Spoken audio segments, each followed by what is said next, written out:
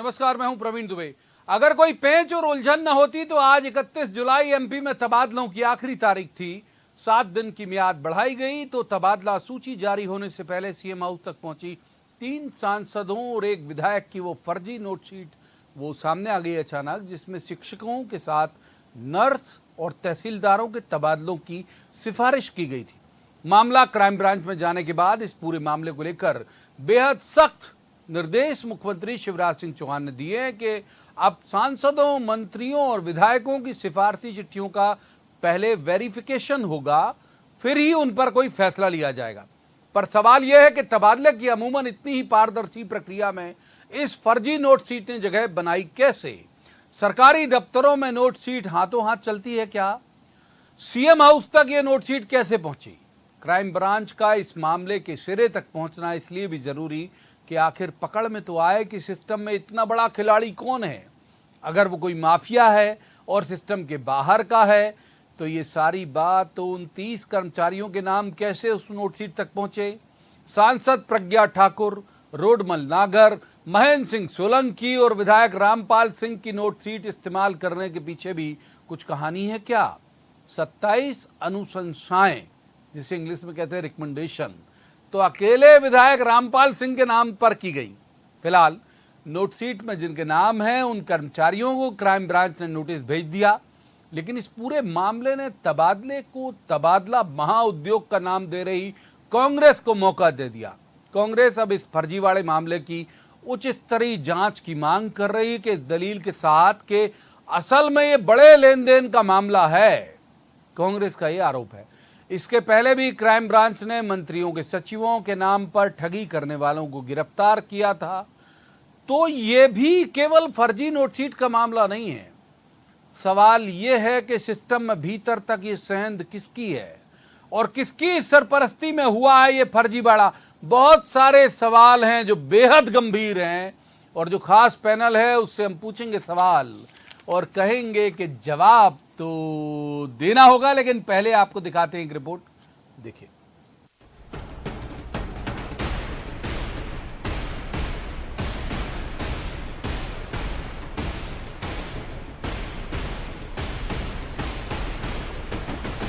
फर्जी नोटशीट मामले में अब सीएम शिवराज की सख्ती दिखाने के बाद इन नोटशीट में जिन 30 अधिकारी कर्मचारियों की सिफारिश की गई थी, उन्हें क्राइम ब्रांच ने नोटिस भेजकर जवाब मांग लिया है। आगे की कार्रवाई इनके जवाब आने के बाद होगी। जितने भी आवेदक हैं उसमें नाम हमारे सामने आए उनसे, प्लस उनके द्वारा किनके द्वारा लिखवाई गई है, ये सारी चीज़ हम इन्वेस्टिगेट करके इसमें एफआईआर भी करेंगे और ऐसे लोग जिनने ये काम किया है उनको उठा के हम बनकर कड़ी कार्रवाई। फर्जी नोटशीट के जरिए सिफारिश करने के मामले में एक्शन में आई सरकार ने अब तबादले की प्रक्रिया में जांच को अनिवार्य कर दिया है। सीएम शिवराज ने मंत्रियों को निर्देश दिए हैं कि बिना जांच के कोई तबादला सिफारिश के आधार पर न हो। मंत्रियों को सिफारिशों का सत्यापन करना होगा। ये कुछ इस तरह के समाज के अंदर अनवांछित लोग होते हैं जो इस तरह के प्रयास करते हैं, पर लगातार सब पकड़ में आएंगे, कोई नहीं बचेगा और सब पे कार्रवाई होगी। पहले ही तबादलों को महाउद्योग बता रही कांग्रेस का आरोप है कि ये फर्जी नोटशीट का पूरा मामला असल में तबादलों में बीजेपी के लेन देन का है। इसका मतलब पैसे का लेन देन है। मुझे तो ऐसा लगता है कहीं न कहीं पूरे घटनाक्रम में कि जिन लोगों ने जो सौदा किया है, जो लोग भारतीय जनता पार्टी कार्यक्रम जुड़े हुए हैं, उन्हें पूरे पैसे ऊपर तक नहीं पहुंचाए, जिनके लेटर रहने इसे उन्होंने कहा कि हमारे नहीं है, फर्जी है, उसकी जांच हो रही है। वही जांच भी ये मानकर चलिए कि निश्चित रूप से 5-6 महीने लीपा पोती रहेगी, कोई कार्रवाई नहीं होगी, क्योंकि भारतीय जनता पार्टी के ऊपर से नीचे तक के जो लोग जुड़े हुए हैं और ट्रांसफर उद्योग मध्य प्रदेश में बहुत तेजी से फल फूल रहा है। क्राइम ब्रांच अब जिलों में भी पूछताछ कर रही है, लेकिन इस पूरे मामले में सबसे बड़ा सवाल ये है कि अगर इसके पीछे कोई बड़ा जेपी धनोपिया कांग्रेस के वरिष्ठ नेता हैं, पिछड़ा वर्ग आयोग के अध्यक्ष हैं। स्वागत जेपी धनोपिया का। दूसरे मेहमान पंकज चतुर्वेदी, बीजेपी के नेता हैं, बड़े ऊर्जावान और विद्वान प्रवक्ता भी हैं। पंकज जी का बहुत स्वागत। और तीसरे मेहमान हैं मनीष दीक्षित, पत्रकारिता का बहुत चर्चित चेहरा है, बहुत अच्छे राजनीतिक विश्लेषक हैं और सबसे बड़ी बात कृत्य है जिन्होंने भारतीय जनता पार्टी के नेताओं कार्यकर्ताओं को कांग्रेस की भांति, मेरे शब्द पर ध्यान दीजिएगा, कांग्रेस की भांति बदनाम करने के उद्देश्य से ये कार्य किया है। और कितना हास्यास्पद तर्क कांग्रेस दे रही है कि जिन्होंने लेटर लिखे होंगे वो कह रहे हैं कि मेरे लेटर कथित तौर पर पैसे नहीं पहुंचे। एक मिनट रोकूंगा, सप्लीमेंट्री ले लीजिए साहब, सप्लीमेंट्री ले लीजिए। आपकी सरकार के बड़े विद्वान मंत्री हैं, दबंग मंत्री हैं, मतलब दबंग शब्द इस्तेमाल उनके लिए कर रहा हूं कि भाई वो बहुत दम से बोलने वाले व्यक्ति। दबंग की और कोई परिभाषा हो तो मुझे पता नहीं, मैं तो ये जानता हूं कि जो दम से बोलता हो बिना डरे, वो है नरोत्तम मिश्रा, गृह मंत्री। वो कह रहे हैं कि अनवांटेड लोग होते हैं समाज में जो सक्रिय हो जाते हैं। तो अनवांटेड लोग समाज में हो सकते हैं साहब, सरकार में कैसे अनवांटेड लोग आ गए जो ये सब चिट्ठियां पहुंचा दिए वहां तक? सर सरकार का, प्रवीण जी, सरकार को मैं वही तो कह रहा हूं सर कि सरकार का और संगठन का हिस्सा है ही नहीं। भारतीय जनता पार्टी से इनका क्या लेना देना आपराधिक तत्वों का? यदि कोई तत्व मेरे या आपके नाम पे कोई चिट्ठी तैयार करके किसी और के नाम पे, धनुपे जी के नाम की चिट्ठी बना के भेज दे, तो क्या मैं आप या धनुपे जी दोषी हो जाएंगे? हम यही तो आपसे आग्रह कर रहे हैं कि ये जो असामाजिक आपराधिक प्रवृत्ति के तत्व हैं, इनका भारतीय जनता पार्टी सरकार से, भारतीय जनता पार्टी संगठन से कोई लेना देना नहीं है। इनके खिलाफ विधिवत प्रकरण पंजीबद्ध किया है और इसीलिए जो अपराध शाखा है उसने उन लोगों को नोटिस जारी किए हैं जिनके नाम की अनुशंसा, क्योंकि वहां से सूत्र पकड़ में आएगा, आपके शब्दों में सिरा पकड़ में आएगा कि किसने और ये सब गड़बड़ करी। तो जो अपराधी है उसका हमसे कोई वास्ता नहीं है और उसके खिलाफ इसलिए कार्रवाई की जा रही है। और भ्रष्टाचार का अड्डा कांग्रेस की सरकार थी। दूसरे विमान को इन कर लेते हैं, बहुत जरूरी है उनकी भागीदारी। वरिष्ठ नेता है कांग्रेस के जेपी धनोपिया। धनोपिया साहब, आपकी सरकार के वक्त वल्लभ भवन जो है वो दलाली का अड्डा था। भाई इनकी सरकार के वक्त नहीं है, क्लेम कर रहे हैं पंकज चतुर्वेदी। ये कह रहे हैं भाई इनके अगर कुछ हुआ भी तो तत्काल पुलिस क्राइम ब्रांच सक्रिय हो गई ना भाई। तो ये लोग सतर्क हैं, आप लोग थे दलाली का अड्डा चलाने वाले। ये शब्द मेरा नहीं है, पंकज चतुर्वेदी जी का है। जवाब आपका। देखिए प्रवीण जी, पंकज चतुर्वेदी बहुत ही समझदार और बुद्धिजीवी व्यक्ति हैं। उनने कहा है कि अड्डा था तो वो भी तो कांग्रेस का हिस्सा थे, उन्हें मालूम होगा, क्योंकि 5 6 मंत्री सिंधिया जी कोटे में थे जो पंकज जी के बड़े खास मित्र होते थे और ये खुद बल्लभ में दिन रात बैठे रहते थे। इसलिए मुझे मालूम नहीं है कि अड्डा था कि नहीं था, ये शायद ज़्यादा अच्छे बता पाएंगे। लेकिन मैं तो एक बात कहना चाहता हूँ आपसे, ये जो ट्रांसफ़र हुए हैं उन ट्रांसफरों में 31 तारीख की आज लास्ट डेट थी, तो क्या सिर्फ 30 ट्रांसफर हुए हैं? हजारों ट्रांसफर हुए होंगे भाई, हजारों ट्रांसफर हुए, हजारों की संख्या में घपले हुए होंगे, हो रहे होंगे, प्रोसेस में आए होंगे। मेरा ये कहना है कि एक ट्रांसफर होता है, व्यक्ति एक ट्रांसफर मांगता है, एक ट्रांसफर किसी का किया जाता है शिकायत के ऊपर, एक होता है प्रशासनिक व्यवस्था पर। ये कौन से ट्रांसफर है? क्या लोगों ने मांगे गए थे वो रिकमेंडेशन गई है, या शिकायत की गई है, या प्रशासनिक गई है? प्रशासनिक की कर नहीं सकते, शिकायत इनके पास जाके पहुंच नहीं सकती, तो इनके पास तो वही ट्रांसफर आए होंगे जिन लोगों ने ट्रांसफर मांगे होंगे। अभी आपने 8 दिन पहले देखा था क्या हुआ था, शिक्षा मंत्री मोहन यादव जी और भूपेंद्र सिंह जी के नाम पर जबलपुर के एक व्यक्ति द्वारा लाखों रुपए वसूली की जाती थी और बाकायदा फोन नंबर स्टाफ के नाम पर होते थे। तो ये बहुत बड़ा रैकेट है, एक्चुअली में बहुत बड़ा बिजनेस है। मैं ये मानता हूं कि भारतीय जनता पार्टी हो चाहे कांग्रेस हो, जो दलाल हैं वो रहते हैं, सक्रिय रहते हैं, लेकिन आज की तारीख में भाजपा में सक्रिय हैं। भाजपा के कार्यकर्ताओं के पास 5-6 महीने से मौका मिला था, सेटिंग कर रहे थे लोगों से। 6 महीने पहले था ट्रांसफर खुलने वाले हैं और वो सारा का सारा हुआ है और पैसे ऊपर तक नहीं पहुंचे। तो 2-3 लोगों ने बोल दिया, 3 लोगों के पास पैसे नहीं पहुंच पाए, तो बात खुल के आ गई। वरना और बाकी जगह की बात आना चाहिए भाई। पहले मनीष जी की बात जाऊंगा भाई, और जगह के 100% सही हुआ कैसा, मतलब 100% बात पूरी करिए, बात पूरी करिए, मनीष जी की बात जाऊंगा फिर। हाँ प्रवीण जी, मेरा व्यक्तिगत आरोप लगाया, मेरे ऊपर उत्तर ले लीजिए सर। अरे पहले धनोपे की बात सर, मेरे ऊपर व्यक्तिगत आरोप लगाया, उत्तर तो ले लीजिए सर। मेरा नहीं लगाया, आपने कहा है, आपने कहा मैं उत्तर दूंगा।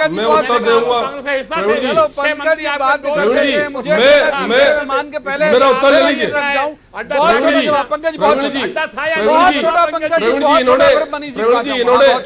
प्रवीण जी, इन्होंने कहा कि मैं वल्लभ भवन में दिन रात रहता था। वल्लभ भवन में हर चीज रिकॉर्डेड होती है और मैं चुनौतीपूर्वक कह रहा हूँ कि डेढ़ महीने में यदि 15 बार भी मेरी एंट्री वल्लभ भवन में, तो नाम, फिर मेरा नाम क्यों नहीं घोटाले में? उन मंत्रियों के नाम क्यों नहीं घोटाले में? कमलनाथ जी के नाम क्यों घोटाले में? कमलनाथ जी के नाती के नाम क्यों घोटाले में? मंत्रियों के नाम क्यों नहीं? मेरा नाम क्यों नहीं? जेपी धनोपिया को दोषी बनाकर नहीं कर रहा हूँ, उनकी पार्टियों के मसले पे सवाल कर रहे हैं, मैं आपको रोक दूंगा। अब रोकूंगा पंकज जी, मोटी बात ले ली आपकी। मनीष जी को इन करता हूं। मनीष जी ने बहुत लंबे वक्त तक बहुत बारीकी से समझते हैं वो कि नोट सीट की क्या है, नोटिंग कहां मूव होती है, कैसे वो मूव होती। आऊंगा पंकज जी, आऊंगा प्लीज। मनीष जी ये बता दीजिए आप कि क्या ये डाक से गई होगी, कैसे गई होगी? नोट शीट अमूमन हमारी जानकारी है कि डाक से तो जाती नहीं, तो ये फर्जीवाड़ा करने वाले लोग नरोत्तम मिश्रा जी की भाषा में अनवांटेड लोग होते हैं समाज के।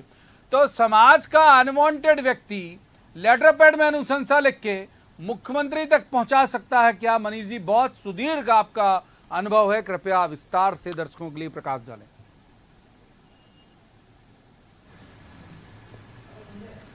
देखिए प्रवीण जी, ये बिल्कुल असंभव है कि कोई अनवांटेड व्यक्ति किसी बड़े नेता के पास, किसी मंत्री के पास, किसी सांसद के पास चला जाए।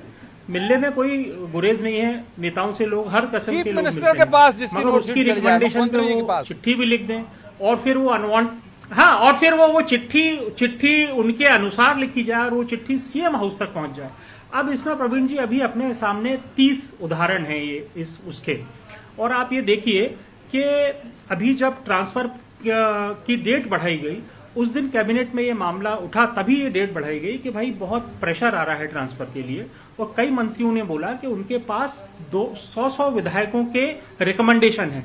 अब क्योंकि एक ये सवाल खड़ा हो गया है कि फर्जी लेटर हेड यूज करके अनवांटेड लोगों ने सिस्टम में घुसपैठ की है, तो अब ये जितने लोगों ने रिकमेंड की है उन सब पे एक सवालिया निशान है। क्या एक एक विधायक का जो उन्होंने सिफारिश की है अपने क्षेत्र के लिए, अपने विभागों के लिए अलग अलग, क्या सबकी स्क्रूटनी होगी? और अगर सबकी स्क्रूटनी होगी तो प्रवीण जी मुझे लगता है कि 7 अगस्त की जो डेडलाइन है उसको और बढ़ाना पड़ेगा, क्योंकि सीएम पहले भी कह चुके हैं, जब ये ट्रांसफर पॉलिसी आई थी तब भी उन्होंने बड़ा क्लियर बोला था कि ट्रांसफर में बिल्कुल ट्रांसपेरेंसी से ट्रांसफर होना चाहिए, मुझे ट्रांसफर में विवाद नहीं चाहिए। और आप देखिए विवाद सामने आ गया, और ये तो जिसको मैंने पहले भी बोला कि ये टिप ऑफ द आइसबर्ग है और एक डाउट क्रिएट कर रहा है बाकी रिकमेंडेशंस पे, क्योंकि सरकार में या किसी विभाग में ये हम सब जानते हैं कि केवल ये 4 लेटर हेड नहीं है, कम से कम 4000 लेटर हेड घूम रहे होंगे अलग अलग। एक विधायक ने 10 जगह रिकमेंडेशन करी है किसी उसकी,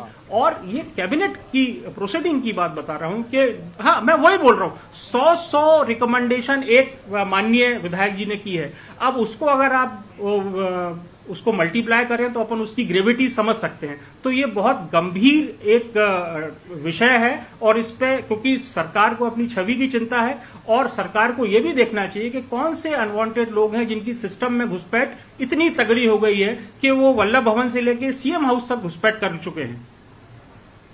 यही सवाल है, डिबेट की वजह यही है कि कौन ऐसा व्यक्ति है जो इंदा घुस गया। पंकज जी को इन कर लेते हैं। पंकज जी माफ कीजिएगा, निरुत्तर करने वाला एक सवाल कर लेता हूं आपसे। जब रेमडेसिविर इंजेक्शन की कालाबाजारी हमीदिया हॉस्पिटल से आई 649, अगर मैं गलत नहीं हूँ, संख्या आगे पीछे हो सकती है, संख्या पे बहस नहीं है, कि चोरी हुए, क्राइम ब्रांच के पास ही वो मामला था। हुआ कुछ उस मामले में? आज तक क्राइम ब्रांच खुलासा कर पाया कि कौन लोग थे, कहाँ चोरी हुआ, क्या हुआ? वो दबा गया क्राइम ब्रांच। आपको भरोसा है क्राइम ब्रांच पर? नंबर 1 और नंबर 2 कि क्या एक नाम क्यों कॉमन आ रहा है रामपाल सिंह का, सबसे ज्यादा रिकमेंडेशन का? अभी तो मंत्री भी नहीं है। पंकज चतुर्वेदी जी, दोनों सवाल। देखिए प्रवीण जी, मुझे लगता है कि हमको इस प्रक्रिया को फिर से समझना पड़ेगा। ये मान लीजिए कि जो असामाजिक तत्व है उसने फर्जी लेटर पैड बनवाया पंकज चतुर्वेदी के नाम का, किसी भी जो मेरा पद है उसके नाम का, और आवेदन के साथ उसने वो लेटर संलग्न किया और संबंधित मंत्री के पास जाकर लेटर दिया कि ये पंकज चतुर्वेदी की अनुशंसा है, जिसकी अनुशंसा वो अनुशंसा है। मंत्री ने उस अनुशंसा के आधार पर उस प्रस्ताव को आगे बढ़ा दिया, वो प्रस्ताव आगे बढ़कर उस प्रक्रिया का हिस्सा बन गया। तो जहां जहां तक प्रक्रिया जाती है वहां तक पत्र जाएगा। तो कहना कि असामाजिक तत्व मुख्यमंत्री निवास तक पहुंच गए, मंत्रालय पहुंच गए, सर उन्होंने मंत्री के पास जाकर आवेदन देकर कहा कि ये अमुक मंत्री जी की या अमुक विधायक जी की, अमुक सांसद जी की सिफारिश है, और सिफारिश पर वो पत्र, फर्जी पत्र आगे बढ़ गया। तो मुख्यमंत्री निवास तक पहुंच गए, मंत्रालय पहुंच गए, क्राइम ब्रांच को प्रकाश डाल दीजिए, मेरे मूल सवाल पे डाल दीजिए। क्राइम ब्रांच खुलासा कर पाएगा, आपको उम्मीद है? आपका भी सुदीर्घ राजनीतिक अनुभव है।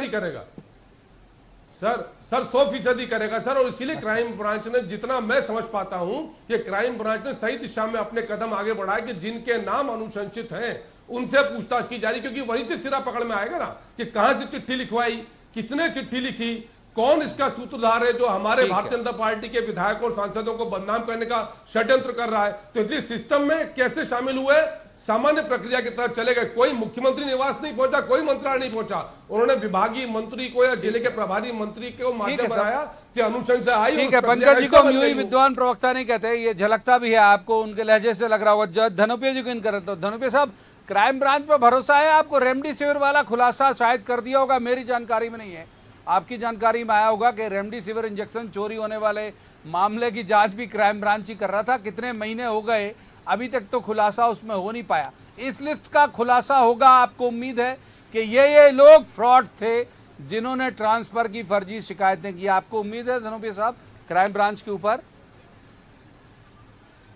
प्रवीण जी, पंकज चतुर्वेदी जी सहृदय व्यक्ति हैं, कितने आराम से कह रहे हैं मेरे नाम का किसी ने लेटर हेड छपवा दिया होगा, लेके पहुंच गया होगा। अरे इस भाजपा की सरकार के राज में हवा भी फ्री में नहीं मिलती, ट्रांसफर कहां से फ्री में हो जाएंगे भाई? वो पहले पूछते पंकज चतुर्वेदी जी फोन लगा के साहब कौन है, आपने रिकमेंडेशन भेजी है, किसकी है? ये कुछ नहीं हुआ ना, ये सारा का सारा स्कैंडल इसलिए हुआ है कि हिसाब नहीं हुआ, नोटों का हिसाब किताब नहीं हुआ भाई, हिसाब नहीं हुआ नोटों का। और वो रेडमिशन इंजीनियर आज भी पेंडिंग पड़ा हुआ है। और मैंने आज भी कहा था आपके पास है, मेरा प्रोमा है, फिर बोल रहा हूँ, मेरा कहना है नोट कर लीजिए, आप भी यहीं पर है, मैं भी यहाँ पर हूँ। 6 महीने तक भी इसमें कोई कार्रवाई नहीं होगी, कोई कार्रवाई नहीं होगी। बस ये लोगों के 30 लोगों के जो ट्रांसफर है ये अकेले पेंडिंग हो जाएंगे और कोई कार्रवाई नहीं होगी, किसी पे कोई कार्रवाई नहीं होगी, कोई कार्रवाई नहीं होगी। अरे भाई, अरे उज्जैन के सांसद ने 30,000 रुपए लिए थे बिस्तर बनाने के, 30,000 रुपए लिए थे उज्जैन के सांसद ने। अभी जबलपुर में मंत्री पकड़ा गया, भूपेंद्र सिंह के नाम पर, मोहन यादव जी के नाम पर लाखों रुपए लिए हैं, रिकॉर्ड पर है भाई, है तो बोलता रहा हूँ, अरे बोलता रहा हूँ मैं आपको। अरे आपको तो मालूम होगा ना, आपको मालूम है ना। ठीक है, शोर हो गया, आप तो हिस्सा हो, शोर हो गया, शोर से बचता हूँ मैं हमेशा, शोर से बचता हूँ मैं। तीसरे मेहमान को इन करता हूँ, तीसरे मेहमान मनीष दीक्षित, मनीष दीक्षित जी को इन करूंगा, माफ कीजिए, दोनों पॉलिटिकल गेस्ट को रोकूंगा मैं, माफ कीजिए, दोनों माफ कीजिए, दोनों पॉलिटिकल गेस्ट को रोकूंगा मैं, दोनों को रोकूंगा भाई। अरे माफ कीजिए, प्लीज प्लीज प्लीज प्लीज, धनुपे साहब, पंकज जी प्लीज, मनीष दीक्षित जी। मनीष जी, तबादले में इतना विलंब होने की वजह क्या? नंबर 1 और नंबर 2 वही सवाल जो मैंने दोनों राजनीतिक मेहमानों से पूछा। आपको क्राइम ब्रांच पे भरोसा है कि वो खुलासा करेगा? हम उम्मीद करें कि 7 दिन के बाद वो 4 लोगों के नाम बताएगा जिनकी पृष्ठभूमि चाहे बीजेपी से हो चाहे कांग्रेस से हो, ये फर्जी लोग थे जिन्होंने लेटर हेड छपवाए। आपको उम्मीद है मनीष दीक्षित जी, नंबर 1 इस सवाल पे, और दूसरा एक नाम कॉमन क्यों है रामपाल सिंह का? मनीष जी। देखिए प्रवीण जी, उम्मीद बिल्कुल लॉ पे होनी चाहिए और हमें उम्मीद है कि जो क्राइम ब्रांच वाले हैं वो इसको क्रैक करेंगे। मगर सबसे बड़ा सवाल प्रवीण जी यही है कि जैसे हमारे विद्वान साथी पंकज जी ने बताया कि कुछ लोगों ने लेटर पैड छपवा लिए।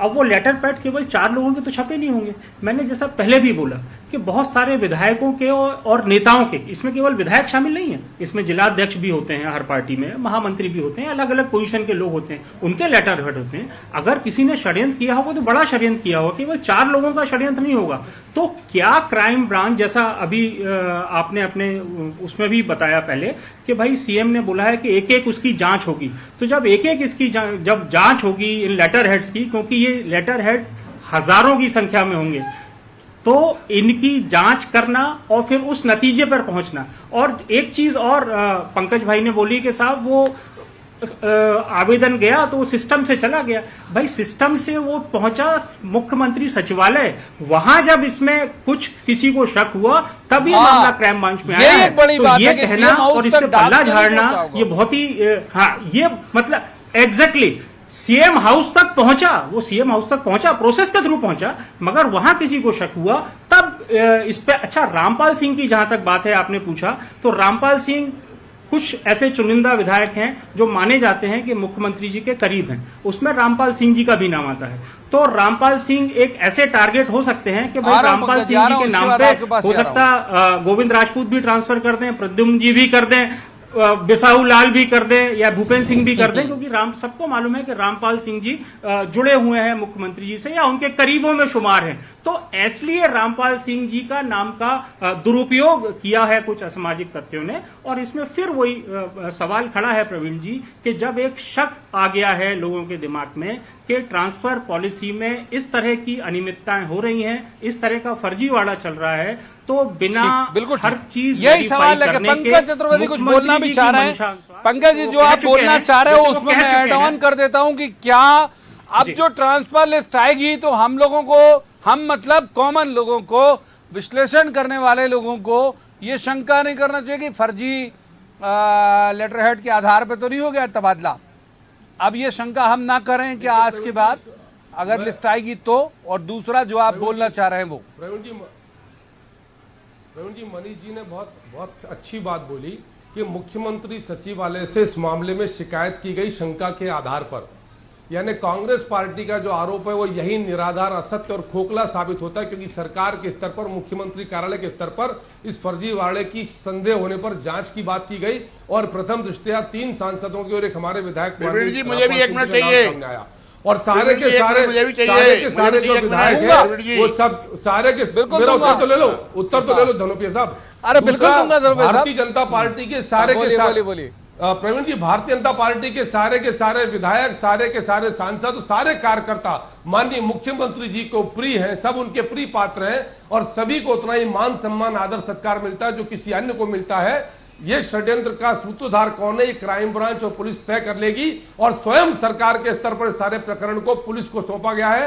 संदेह बहुत छोटा, जल्दी से बोलिए, एक बिल्कुल यस और नो वाले भाव में। आपको कांग्रेस का संदेह है क्या पंकज जी? जल्दी से प्रधानमंत्री जी पास जाऊंगा, आ रहा हूं। अरे एक आरोप लेके आ रहा हूं, अगर हाँ कह देंगे तो कांग्रेस का पे संदेह है कि फर्जीवाड़ा कांग्रेस भी करा सकती है। पंकज चतुर्वेदी जल्दी से।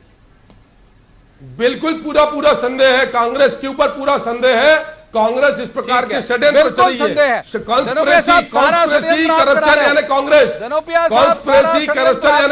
जवाब और कांग्रेस, मेरा ये कहना है कि मेरा कहना है कि मैं मुख्यमंत्री सचिवालय के ऊपर उंगली नहीं उठा रहा हूं, लेकिन मैं ये मानता हूं कि वहां से ट्रांसफर की सूचियों को वेरिफिकेशन किया होगा और जिनको फोन लगाया होगा उन्होंने सूची, उन्होंने कहा पैसे ही नहीं आए, उन्होंने कहा नहीं भी हमारा फर्जी है, ये सिर्फ पैसे का लेन देन है, पैसा नहीं पहुंचा इसलिए हुआ है। लेटर हेड भी असली है, नाम भी सही है, सब कुछ सही है, पैसा नहीं पहुंचा इसलिए उन्होंने मना कर दिया है, पैसा नहीं पहुंचा इसलिए मना कर दिया। मुख्यमंत्री जी का इन्वॉल्व नहीं मानता मैं, इनका नीचे वालों का है, सांसद का, विधायकों का है, मुख्यमंत्री जी का नहीं हो सकता, लेकिन नीचे वालों का भ्रष्टाचार है और उन्होंने मना कर दिया। सीएम हाउस से ईमानदार ने पूछा होगा कि आपने रिकमेंड किया, उन्होंने कहा चेक करते हैं, बताते हैं, उन्होंने कहा पैसे तो आई नहीं, उन्हें मना कर दो हमारा नहीं है। ये भ्रष्टाचार भारतीय जनता पार्टी में भ्रष्टाचार है, शर्म का बोल रहा है, चाहे कोरोना में देखा, चाहे व्यापार में देखे, कंपर में देखे, बीजेपी का तो फुटबॉल में बहुत मोटी पार्टी, बीजेपी का नाम है भ्रष्ट जनता पार्टी, तो साबित करके बताओ। बीजेपी का नाम है भ्रष्ट जनता पार्टी, साबित करके बताओ। बीजेपी का नाम है भ्रष्ट जनता पार्टी, भ्रष्ट जनता पार्टी, भ्रष्ट जनता पार्टी, भ्रष्ट जनता पार्टी, करप्शन और कांग्रेस, सीसे कॉन्स्पिरेसी, सीसे करप्शन, सीसे कांग्रेस। जरूर मनीष जी के पास, लेकिन वक्त इजाजत नहीं देता। माफ कीजिए, इतना ही वक्त मुकर्रर था। तीनों मेहमानों का बहुत बहुत शुक्रिया। उम्मीद हम भी करते हैं एक सामान्य और जागरूक नागरिक की तरह कि इस मामले का खुलासा जल्द क्राइम ब्रांच करे और ये बताए कि ये लोग फ्रॉड थे जिन्होंने ये ट्रांसफर की जो नोट शीट है वो सीएम के ऑफिस तक पहुंचाई।